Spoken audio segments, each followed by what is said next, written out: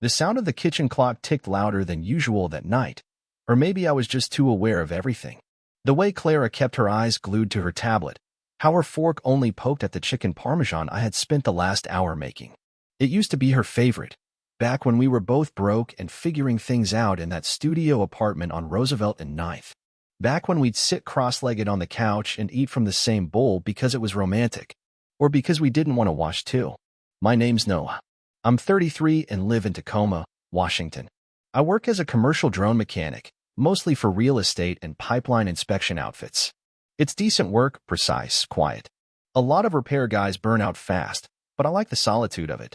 Clara and I had been engaged for over a year, together for 5. She used to laugh so hard at my bad jokes that she'd snort soda out her nose. Now, I couldn't even get her to look up from a headline. "Clara," I said quietly, offering her a piece of garlic bread. "Remember when we used to fight over the last slice?" She didn't smile, just said, "I'm not really hungry," and nudged the bread closer to my plate. Then she picked her tablet back up, and just like that, I disappeared again. I watched her eyes dart across the screen, probably reading some endless scroll about someone else's life, someone else's marriage, someone else's problems. Her lips were pressed tight like she didn't want to say something she'd regret. Or maybe she just didn't want to talk at all. When I reached over to touch her hand, just a small gesture, her fingers recoiled like I was a spark about to burn her. That 1 second, that tiny twitch, it was louder than any screaming match we'd ever had. Louder than silence even. I cleared the dishes while she disappeared into the bedroom, the tap of her screen following her down the hall. I didn't hear the door close, but the sound of her absence settled heavy in the apartment. I needed air. I grabbed my jacket and walked down to the old hangar district near our place. The streets were mostly empty this time of night, warehouses quiet and shuttered. I passed the corner deli where Clara once dragged me out of bed at midnight because she was craving licorice and root beer. She'd kissed me under that flickering street lamp and called me the best fiancé in the world for finding the last pack on the shelf. Back then, I felt like I could do anything for her. Fix anything. Now, I wasn't sure I even belonged at that dinner table. I walked past the old train yard where we'd watched fireworks 3 summers ago, our feet dangling off the loading dock, our hands tangled like ivy. That night felt like another life. Another couple. I stood there for a long time, breathing in the damp metal scent of rust and river air, wondering how 2 people can still live together and feel so far apart. When I got home, the tablet light was off. So was the kitchen. So was the part of me that believed things might still turn around. I undressed quietly and climbed into bed next to her. She shifted, turned her back to me. And that's when I knew it wasn't just a bad night. It was something we'd both been pretending not to see. The distance wasn't growing. It had already settled in. Clara's back faced me like a closed door. She lay still, breathing quiet and even, but I knew she wasn't asleep. I could always tell the difference. Her real sleep was messy, little snores, restless legs, the occasional soft mumble. This was the practiced stillness of someone who didn't want to talk. Didn't want to be asked what was wrong. I stared at the ceiling, eyes wide in the dark, listening to the soft hum of the fridge and the occasional creak of the building settling. Time dragged. At some point, I looked over at the clock on the nightstand. For 16 a.m. I hadn't slept. I wasn't sure I could. Every moment from the past 6 months started piling up like bad parts on a workbench. The missed kisses when I got home. The dry love yous before bed. The way her phone became her companion. Dinners, car rides, even sitting on the couch. Always swiping, scrolling, laughing at things she never shared with me. I used to know her passwords. Now she angled her screen away like I was a stranger. I thought about the times I reached for her and felt her flinch, just barely, but enough. I thought about how we hadn't laughed, really laughed, in what felt like a year. All the signs were there, but I kept pretending they weren't. Like if I didn't name it, it wouldn't be real. I turned toward her, just to look. Even in sleep, or whatever this was, she looked peaceful. But she wasn't the Clara I remembered. The one who used to read instruction manuals over my shoulder and make dumb bets about which drone would fail first. The woman I proposed to with a copper washer I shaped into a ring during a slow work week, because we were broke but stupidly in love. That Clara hadn't slept in this bed for a long time. I sat up slowly, careful not to wake her. I didn't want a scene. I didn't want drama. I just wanted out. I pulled my duffel from the closet and packed only what I needed. Clothes, toothbrush, charger, my drone calibration kit, the essentials. I moved quiet, like a ghost in my own life. At the kitchen counter, I grabbed a pen from the junk drawer and scribbled on a grocery list that had been hanging there for weeks, still unchecked. Didn't want to stay until we hated each other. Be well. N. I folded it in half and left it by her coffee mug. That used to be the spot I'd leave her sweet notes. Lunch is in the fridge. Don't forget your charger. I love you, even on Mondays. This note didn't feel sweet. It felt like a eulogy. I looked around one last time. The place felt colder than it ever had. Even with the lights off, it looked empty. I didn't cry. Didn't slam the door. I just walked out. Quiet. Final. The sun hadn't risen yet. But I knew for me, it already had. The drive out of Tacoma was quiet. No radio, no podcasts, just the soft thrum of tires on wet pavement and the occasional rattle from the drone kit in the backseat. I had no real destination in mind, just a way. That was enough for now. By the time the sun cracked the sky, I'd been driving for nearly 3 hours. I passed a sign for a rental cabin depot near some backwoods construction town I'd never heard of. Short-term stays available. No questions asked. That was exactly what I needed.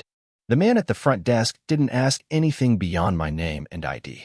I signed a form, handed him cash, and got a key to Unit 4B. A one-room shack with peeling paint, dusty blinds, and a creaky floor that sighed every time I shifted my weight. It smelled faintly of mildew and something burnt long ago, maybe bacon or old toast. Didn't matter. It was mine. For now. I dropped my bag on the single bed, kicked off my boots, and stood in the center of the room for a long moment, just breathing. No Clara. No questions. No tablet glowing in the dark. Just stillness. I made some instant coffee with the ancient kettle left on the counter. Sat at the chip table. Took a sip. It was terrible, but it was warm. I didn't turn on my phone. Didn't check messages. Didn't care if she had read the note, or if she even noticed I was gone. That was the surprising part, how little I wondered about her reaction. The ache wasn't sharp anymore. It had dulled to something quieter, something almost peaceful. I'd been so afraid of what it would mean to leave. I imagined heartbreak, regret, maybe some kind of panic. But what I felt instead was this strange lightness, like someone had finally cut the rope I didn't realize was wrapped around my neck. There were no fireworks in my chest. No cathartic weeping. Just quiet. Just a release. For the rest of the day, I didn't do anything. I didn't fix anything, clean anything, or plan anything. I just sat. Let my shoulders fall. Let the stillness stretch. At some point, I stepped outside to watch the sky turn the color of cooled ash. No sound but whine through the nearby pines and a few distant hammers from the depot across the highway. The world didn't care that I had just walked out of my life. That was oddly comforting. I hadn't walked away from her for someone else. I hadn't left because I was angry. I left because I didn't recognize who I was around her anymore. That scared me more than the silence ever could. Leaving wasn't about escape. It was about returning to the part of me I'd forgotten. The part that didn't always reach and wait and hope. That night, I slept with the window cracked, the air cold against my skin. And for the first time in a long time, I slept through the night. It was on the 4th morning at the cabin that I woke up with grease under my nails. Not fresh grease, just the phantom kind. The kind that lives in your skin after years of turning wrenches and adjusting rotor brackets. My hands itched for work. For something solid. So I called Mal. Got room in the garage for a couch crasher? I asked, keeping my tone light.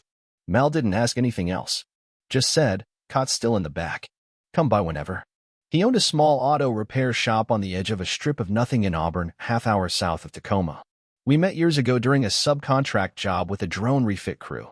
He helped me fix a busted service fin in the rain while laughing about how every bolt on the undercarriage was a trap. We kept in touch. He was quiet, thoughtful, never pressed for more than I was ready to give. My kind of person. The garage hadn't changed. Same dull green walls, same cracked, no smoking sign taped to the fridge. The cot was set up behind a wall of stacked tires and an old locker full of fan belts and socket wrenches. A window let in just enough light to make it feel like a space, not a cave.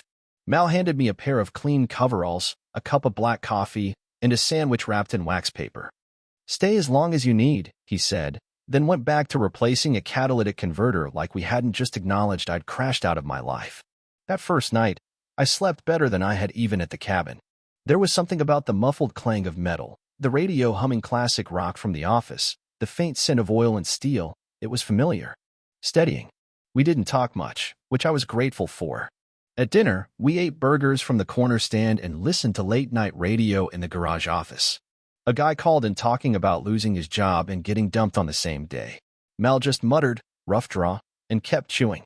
It was enough. Mel never asked what had happened. He didn't need to. He just handed me tools, let me sweep up, let me disappear into the rhythm of tightening bolts and checking brake lines. And in that rhythm, something in me started to loosen. The shop didn't judge me for walking away. It didn't ask me to explain. It just let me be. And for a while, that was all the healing I could handle. One wrench at a time. It was a Tuesday afternoon when I finally turned my phone back on. I hadn't planned to. I think I just wanted to see what the world looked like after nearly a week without it. The screen flickered to life, and within seconds, the missed notifications started flooding in, mostly junk, some work stuff, and one text that made my thumb pause mid-scroll. "Clara, can we talk?" No punctuation, no emojis. Just those 4 words. I stared at it for a long time. I wasn't angry. I didn't feel much of anything, honestly. Not the surge of hope I thought I might. Not the rush of pain.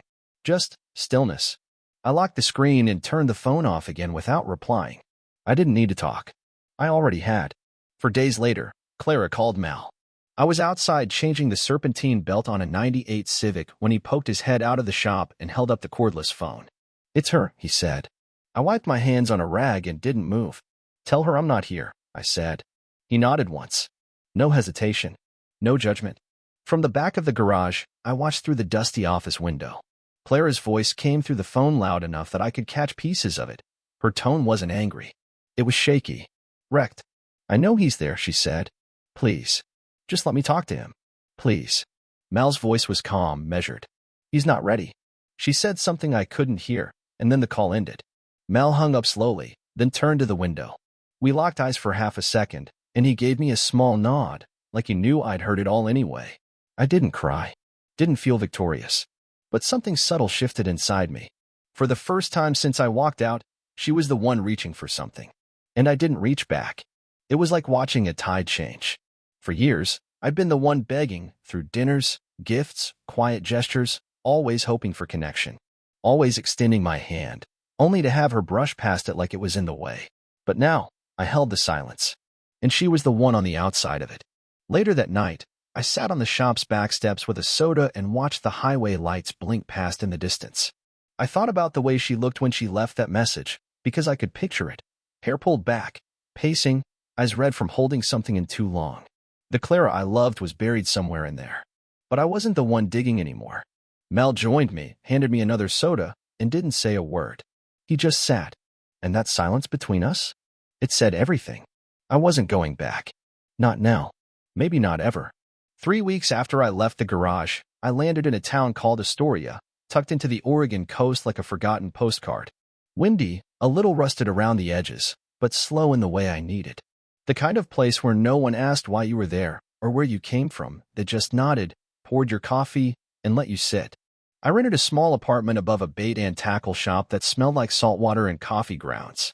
The landlord, a woman in her 60s with a voice like sandpaper and a streak of bright purple in her hair, handed me the keys and said, "No loud music, no weird smells, and don't feed the gulls off the fire escape. They'll never leave you alone." I liked her instantly. Work came easy enough. A logistics coordinator job opened up at a nearby shipyard, organizing drone drop-offs, inspecting supply loads, handling inventory for commercial boats. It wasn't glamorous, but it was steady, physical, predictable. That's what I needed. No meetings. No relationship check-ins. Just lists, labels, and cargo. The routine built itself quickly. Up at 6. Run along the docks while the sky was still gray. Coffee from a diner where they remembered your name after 2 visits. Work from 8 to 4. A sandwich and a beer on the balcony before bed. I started sleeping again, not just in the sense of rest, but the kind where you close your eyes and don't wake up thinking about what could have been. Clara's messages stayed blocked. I never went back to check. Whatever she had to say lived in a past version of my life I wasn't renting space to anymore. I didn't talk much in Astoria. People like their space. But they noticed things. A guy at the shipyard, Teddy, always covered in sawdust, told me once, "You've got that look like you came out of a storm, but you're still standing." I just nodded. That was enough. Sometimes I'd walk along the cliffs before sunset, watching the boats drift into port. I didn't think about her much. Not anymore. No more imaginary arguments, no more hoping she'd understand. No more rewinding moments looking for what I missed. I wasn't chasing closure. I was living it. Little things started to come back. My appetite, my humor, my patience. I even started sketching drone rig redesigns again, something I hadn't done since the early days when it was all still exciting. I remembered what it felt like to be curious, to care about something just because it made sense to me. No one in town knew my history. They just saw a guy who showed up on time, didn't complain, and left quietly when the work was done. That's exactly what I wanted. The past hadn't disappeared, but it had finally shut up. And for the first time in a long time, I could hear myself think. It had been just under a year since I left Tacoma when the company sent me to Portland for a 3-day logistics seminar. I didn't fight it. I figured I could use the refresher and maybe a change of scenery. The city felt too fast now, all concrete and chatter and angled suits. But it was temporary. I told myself I'd be back in Astoria before the gulls even missed me. On the second morning, I walked into a coffee shop a few blocks from the conference center. One of those trendy places with hanging ferns and a menu full of adjectives. I ordered black coffee, no fuss, and was waiting at the counter when I heard a voice behind me say my name. I turned, and there she was, Clara. Her hair was pulled back, but not in that smooth, effortless way she used to wear it. She looked thinner, somehow smaller. Her skin was pale, her eyes tired. The kind of tired that doesn't come from one bad night's sleep. She clutched her purse like a shield, eyes wide like she wasn't sure if I was real. Noah, she said again, softer this time. Hi.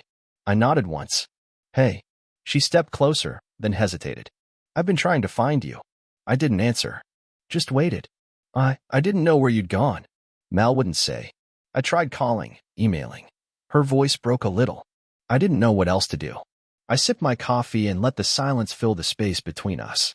The old me would have rushed in to save her from it. Fill the gap with apologies or soft landings. But I didn't feel that pull anymore. She swallowed hard. Can we sit? Just talk. I looked around. The place was busy. Too many ears. Too many ghosts. No, I said gently. I don't think we need to. Her eyes searched mine. Please. Just a conversation. Just 5 minutes. I've been through a lot, Anaya. I know, I said, cutting her off softly. I can see it.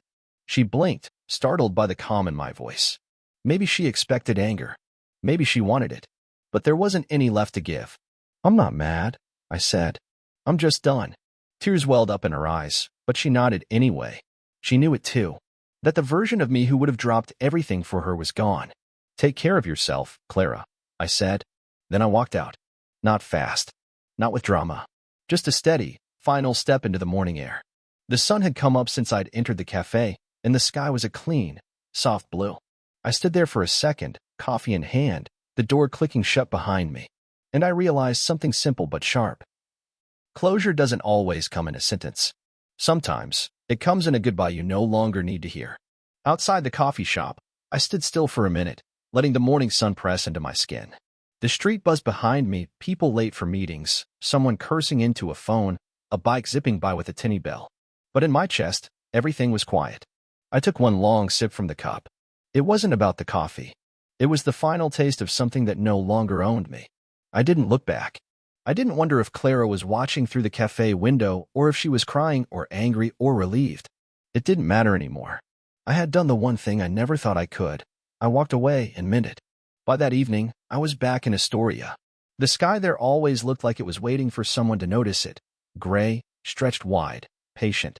I dropped my bag inside my apartment, fed the stray tabby that had started hanging out near the stairs, and sat at my desk. In the drawer, under a few folded maps and an old photo of my first drone rig, was the flyer. I'd picked it up months ago from a supply shop bulletin board, commercial drone flight training, advanced navigation plus survey modules, enrollment open. I unfolded it now and read it again, slower. I had always made excuses. Too busy, too tired, too late. But those were Clara's timelines, not mine. Her noise had become my reason to stay still. That was over. The next morning, I signed up. Class started in 3 weeks. I didn't post about it. Didn't call anyone. I didn't even tell Mal. I just made the payment, printed the confirmation, and pinned it to the wall next to my desk. Then I did something I hadn't done in a long time. I went flying. Out behind the Baydan tackle shop was a bluff overlooking the coast. I took one of my older drones, the first custom rig I ever built, and launched it into the morning air. The wind was steady, the ocean calm. I watched the drone rise, pivot, and cut across the sky like it had never stopped. Neither had I. I wasn't flying away from pain anymore. I wasn't escaping anything. I was just here, alive, whole, moving forward. The kind of man who woke up early, not to fix someone else's mess, but to chase something of his own. I stood at the edge of that bluff and watched the machine hover, steady, confident, free, just like me. And for the first time in a long time, I didn't need to explain myself to anyone. I just flew.